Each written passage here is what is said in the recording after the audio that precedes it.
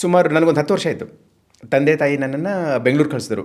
ನೀನು ಬೆಂಗಳೂರಲ್ಲಿದ್ದು ಓದು, ಮಾವ ಮನೇಲಿ ಇದ್ಬಿಟ್ಟು ಅಂತಂದ್ಬಿಟ್ಟು. ಓದೋಕ್ಕೆ ಶುರು ಮಾಡಿದೆ. ರಜದಲ್ಲಿ ಊರಿಗೆ ಹೋಗಿದ್ದೆ. ಅಪ್ಪ ನಾನು ತೋಟದಲ್ಲಿ ಕೆಲಸ ಮಾಡ್ತಿದ್ವಿ. ಸುಮಾರು 10 ವರ್ಷ ಆವಾಗ ನನಗೆ. ಕೆಲಸ ಮಾಡ್ತಿರ್ಬೇಕಾದ್ರೆ ತಂದೆಯವ್ರಿಗೆ ಗೊತ್ತಾಯಿತು ನಾನು ಸ್ಕೂಲ್ ಫೀಸ್ ಪೇ ಮಾಡಬೇಕು ಅಂತಂದ್ಬಿಟ್ಟು. ಎಷ್ಟಿರುತ್ತೆ ಸಂಬಳ?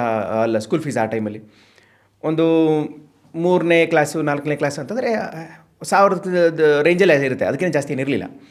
ಅವ್ರ ಹತ್ರ ಅದಕ್ಕೂ ದುಡ್ಡಿರಲಿಲ್ಲ ಅವಾಗ.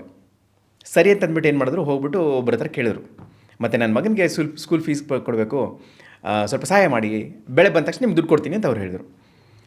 ಆ ವ್ಯಕ್ತಿ ನಮ್ಮ ತಂದೆಯವ್ರನ್ನ ನೋಡ್ಬಿಟ್ಟು ಒಂದು ಮಾತು ಹೇಳಿದರು, ಯಾಕೆ ಇವ್ರ ಮೇಲೆಲ್ಲ ನೀವು ದುಡ್ಡು ಹಾಳು ಮಾಡ್ತೀರಾ? ಅದ್ರ ಬದಲು ಎಲ್ಲ ನಿಮ್ಮ ಮಕ್ಕಳನ್ನೂ ತೋಟದಲ್ಲಿ ಕೆಲಸ ಮಾಡೋಕ್ಕೆ ಹೇಳಿ, ನಿಮಗೂ ಸಪೋರ್ಟ್ ಸಿಗುತ್ತೆ, ನೀವು ಇನ್ನೂ ಚೆನ್ನಾಗಿ ದುಡ್ಡು ಮಾಡ್ಬೋದು ಅಂತಂದರು.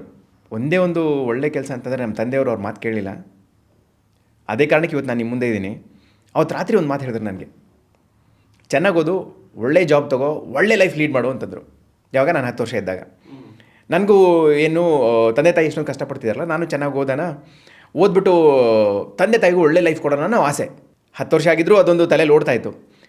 ಸರಿ, ಆಕ್ಸೆಂಚರಲ್ಲಿ ಕೆಲಸ ಸಿಕ್ತು. ನನಗೆ ಫುಲ್ ಜೋಶ್. ಈಗ ನನ್ನ ಕೆಲಸ ಸಿಕ್ಕಿದೆ, ಅಪ್ಪ ಅಮ್ಮನ ಒಳ್ಳೆ ಲೈಫ್ ಕೊಡ್ಬೋದು ಅಂತ ಫುಲ್ ಜೋಶು. ಸರಿ ಅಂತಂದ್ಬಿಟ್ಟು ಕೆಲಸ ಶುರು ಮಾಡಿದೆ. 1 ವರ್ಷ ಹೆಚ್ಚು ಕಡಿಮೆ ಮುಗಿಗೆ ಬಂತು. ಅರ್ಥ ಆಗಿದ್ದೇನು ಅಂತಂದರೆ, ತಿಂಗಳದೊಂದು 5ನೇ ತಾರೀಕು 10ನೇ ತಾರೀಕು ಅನ್ನೋಷ್ಟರಲ್ಲಿ ಪಾಕೆಟ್ ಖಾಲಿ.